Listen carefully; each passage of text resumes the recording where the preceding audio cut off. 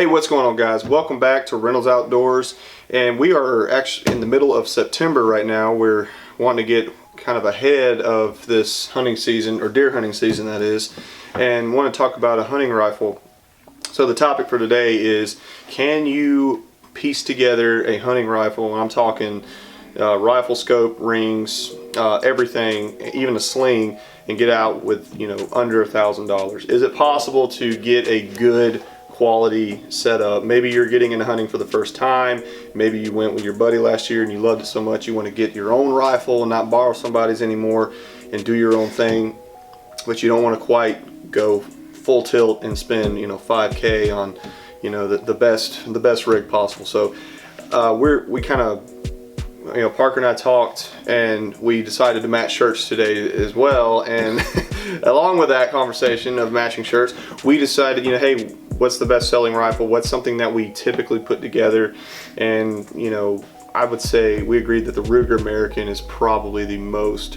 It was kind of between the Ruger and Savage. Savage was they're very close, and close in price point and quality and all that. But I'd say that we agreed that the Ruger American kind of edges out.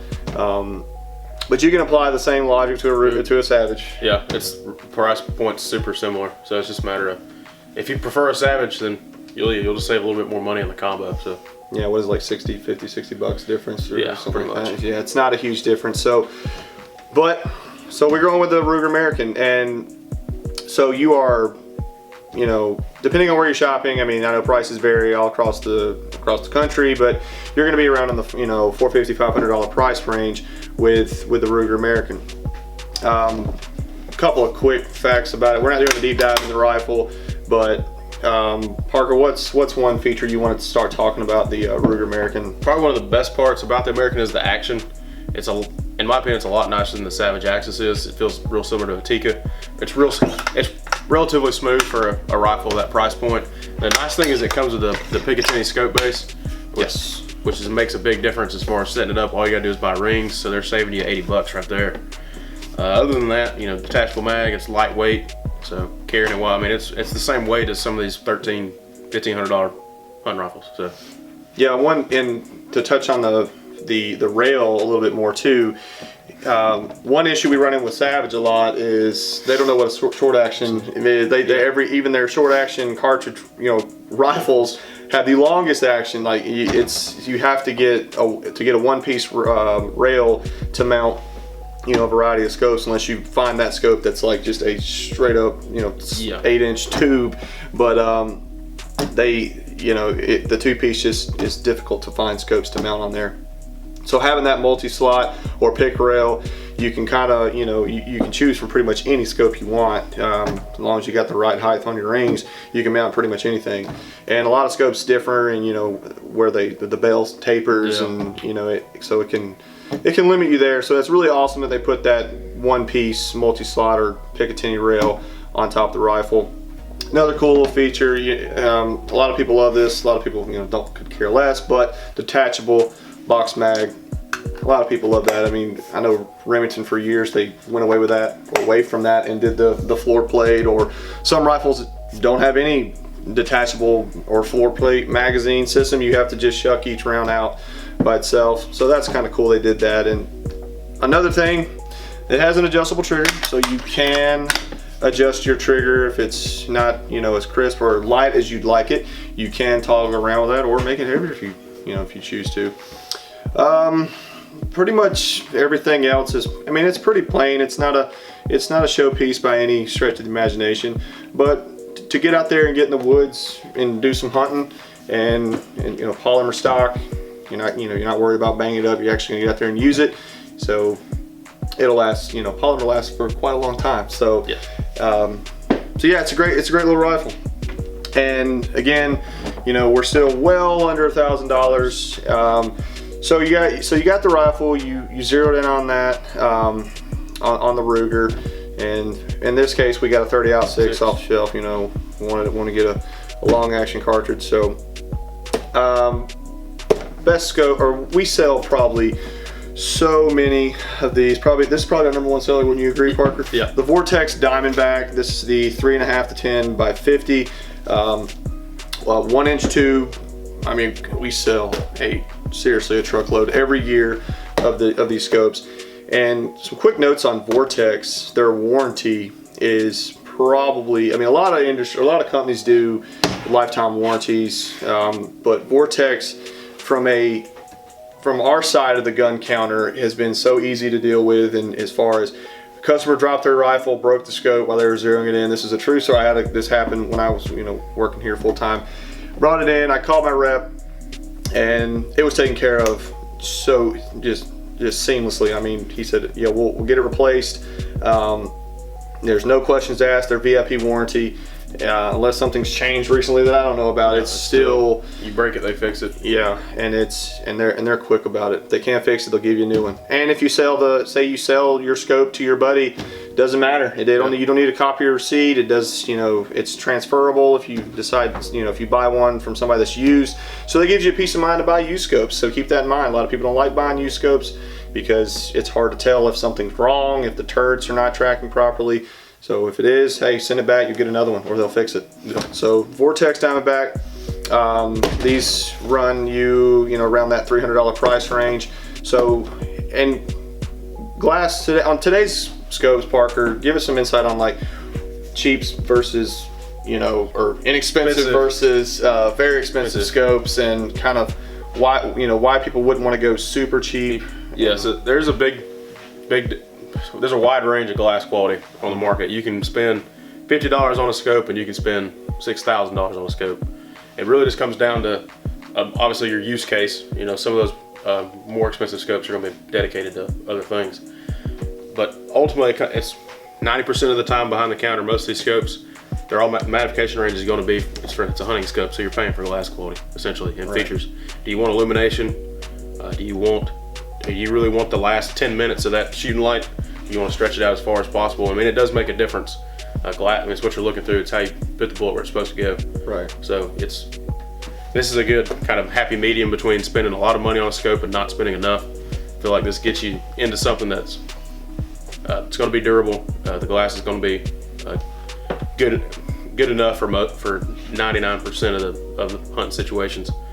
And it gives you kind of a well-rounded package. You can go to a Leupold at a similar price as well, but yeah, we were debating on whether or not the VX Freedom's another popular one. It's maybe $100 difference, or for the VX3 it's pretty close to the Diamondback price-wise. It just comes down to personal preference. This one has the BDC in it, which some folks like, whereas the Leupolds are going to have just a straight duplex reticle. That's true. Yep, that's a good point. Yeah, so glass, I mean, you can spend, and it happens a lot, people will spend way more money on their glass, and that's not a bad thing. I mean, I'd rather somebody put more money in their optics than go the other way with it, because hey, if you can't see what you're shooting at, and if the scope's not holding zero properly, and how they seal the gas in there, the quality of the materials used, and all that good stuff, you're not just paying for an expensive name just because of the name. They are putting a lot of work and research into the glass. So Vortex is doing a great job. They have the Crossfire line, which is the step below, which is kind of their entry level optics, and Diamondback's the next step up, and then you got your Vipers and Razors. So they have a huge spectrum of from low end to, you can spend thousands of dollars on their scopes. So Vortex has probably been one of our best sellers. But again, if you prefer a Leupold, or maybe you want to go a little bit higher and go with another brand, or Swarovski, or whatever, we've got a cabinet full of glass.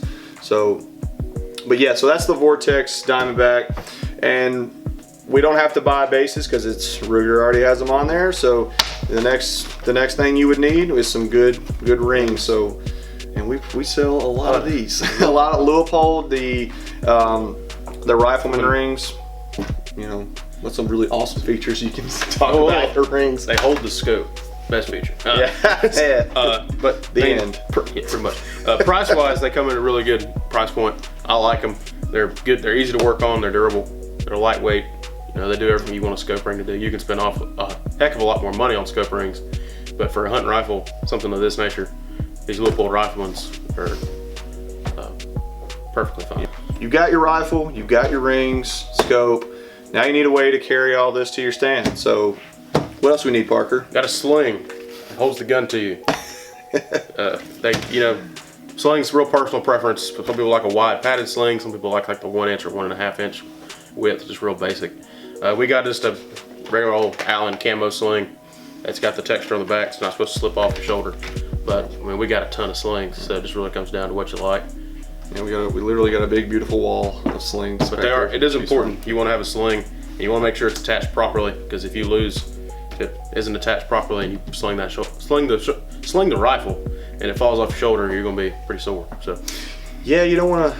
But hey, if it does drop and you break your scope, hey, you just send it back and they'll replace it. Yeah. But don't try not to drop the rifle. Try not to do that. Let's just avoid that altogether, because that's not safe. So yeah, so with all this here minus the ammo, you're about around what, 8 1/4, 8.25 or something like that. Yeah, just a hair under 9. Yeah. And then by the time you get ammo and things of that nature, and hunting license, if you don't have it. So that puts you right at 1,000, just shy of it. So I mean, and this is a very, like we said, this is a very good starter package, or if you're getting into it for the first time, or you're getting your so a lot of people, they make compact versions of these rifles that people. There's a ton of versions of Ruger American. This is just your standard base model. They do a compact, they do a Predator, they do a bunch of different calibers. I mean, you can get 6.5 Grendel, 22 250. All sorts of things. Well, all right, guys. I think that about we've covered just about everything. Touched on all the key points here. Again, this is you can apply this deal to the Savage Axis, and there's other rifles out there in a similar price point. The Winchester XPR, similar price point. Point of the video is saying, hey, you can get into hunting and get your rifle completely set up without spending over $1,000. You can stay south of $1,000. It is possible, and to get a decent rig to get out there and go chase some deer. So all right, guys, let us know what you think in the comments. What you want, give us some ideas what you want to see closer to deer season. We're going to try to do more getting up to rifle season. We're going to do a little bit more in-depth rifle videos, and I always go through the comment section, and some of it's pretty entertaining. But well, all right, guys, don't forget to subscribe, like, share, all that cool stuff. We really appreciate it, and thanks for watching. We'll see you next time.